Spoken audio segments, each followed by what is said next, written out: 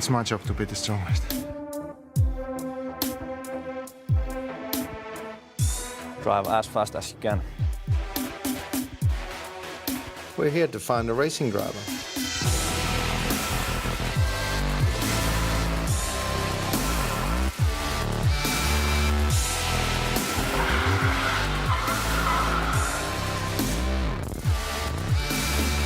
If you are chosen to be our GT Academy winner, your life will change dramatically.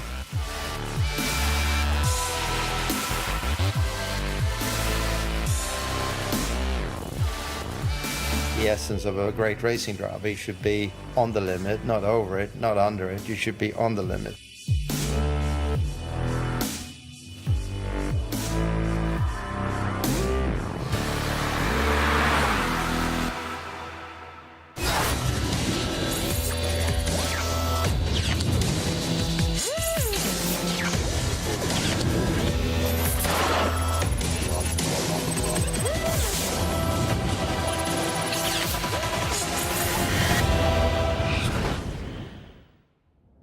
GT Academy offers one gamer the chance to become a professional racing driver. In 2008, I won GT Academy. Before, I was a normal student from Madrid, and obviously my life completely changed. The prize you get is really big. It's almost impossible when you don't have a good background or sponsors, so it's an amazing opportunity. What do you do? Well, I work in a bar. I race cars for a living. And it's mega. 6 Nordic gamers have made it to race camp at the legendary Silverstone circuit, where they will be mentored and judged by the biggest names in motorsport. The Nordic gamers will need to impress ex-Formula 1 and IndyCar legend Stefan Johansson and former Formula 3 racer and professional test driver Risto Virtanen. As the week progresses, Risto and Stefan will cut down the field of gamers who will face the toughest physical and mental challenges of their lives. Just one will last the distance and fight for the chance to sign a pro contract with a real race team. Yesterday was only the first day at the Academy, but there was no room for error. One gamer was eliminated. Milan, unfortunately, you're gonna have to pack your bags. Only 5 now remain in the fight for a professional racing contract. It's morning on day 2, and the first challenge of the day sees the gamers gathered at the Wing Pit garages, where the judges and GT Academy performance director Simon Fitchett are waiting for them. First challenge of the day. Racing isn't always about just speed on the track. I've done over 100 Grand Prix over the years. You also need to be very, very quick in your mind. One of the most important components of becoming a professional racing driver is the speed of your reactions. Not only are you going to need reaction speed though, you're going to need physical speed and agility. Today, you're going to need to be right on your game. Good luck. The gamers must react to lights up ahead of them as quickly as possible. Stefan and Risto will average their times out over 3 runs in order to see who has the best reactions and who needs to step it up. Yesterday, both Søren and Timo were on the edge of elimination. They were last in the stock car race and well behind Jani's impressive benchmark time. Timo especially looked like he had been thrown a lifeline. But if there's one thing Timo is good at, it's never giving up. It's been 5 years in the making. It was 2008, I made it to the national finals. I was 4th. And then again, 2010, it was the Nordics finals. I was 4th again. I thought to myself that this is the last year that I'll try. Luckily, I made it. Now everything's possible. I've had so many years to think about what I really want. And even though I like my job, I can't say it's comparable to the passion I feel with motor racing. It was absolutely amazing. I would leave everything in a heartbeat. Last chance. Go! Last chance or not, it's easy to see how much it means to Timo. I don't know who's weakest, I don't care. It's my job to be the strongest. But it doesn't matter how much it means when, in the eyes of those watching, you're not producing the goods. I think Søren could be last. Despite his teammates placing him last, Søren is still thinking positively.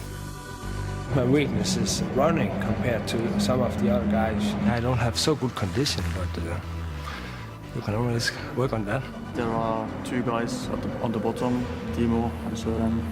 We are just thinking about them. We look at Timo, he did very well, second quickest. Physically, in terms of fitness, Timo is at a bigger level than Søren. At the top of the leaderboard, things are also moving. It seems that someone else is now beginning to make an impression. Before today I thought it was Yanni, but Philip is overall really strong and really quick in the cars as well, so at the moment I think he's number one, and we all have to step up our game to catch up. Philip did an absolutely lightning quick time, quickest time of the day by some distance, so that was very, very impressive. Philip shows his winning intentions, finishing first by a distance. Timo has made the most of his extra life with a superhuman effort to finish in second. Once again, Søren finds himself at the bottom of the pile. He must know that he needs a massive improvement if he's to stay at Silverstone. At race camp, the challenges come thick and fast, and the competitors must always be ready for whatever lies ahead. The gamers need to learn how to improve their driving based on data collected in-car and on person. Telemetry is one of the most important parts of a modern race car.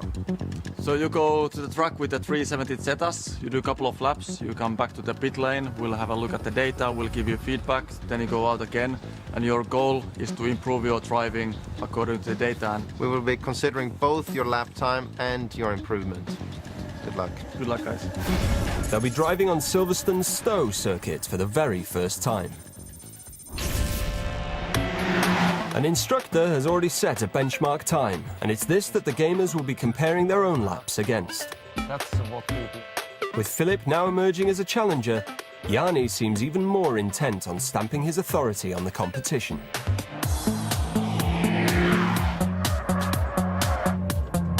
And he doesn't waste any time. So your time is slightly quicker than the instructor benchmark lap, which is very good. I did really well. I beat the instructions time. This is what I've been waiting for, to drive as fast as you can. On his second run, Yanni improves his time with the aid of the data. But Risto and Stefan have seen more of the same character traits that worried Academy instructor Charlie in the benchmark challenge on day one. He's really aggressive with the car, with the gears, and also his heart rate was really, really high. I would be concerned about that heart rate, because if you were doing a double stint, you would fatigue. Yanni needs to control his aggression, but has still impressed his instructor. He's very fast straight away, very high confidence with the car. His driving style maybe a little aggressive.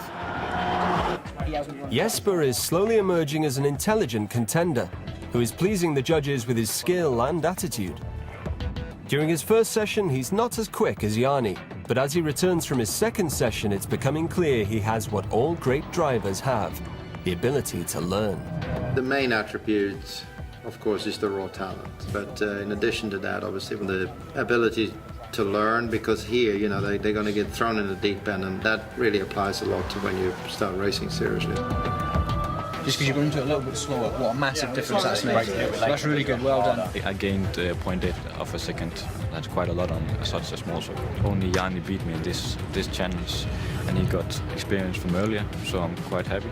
His instructor is suitably impressed. The second one was much better, almost as fast as Yanni.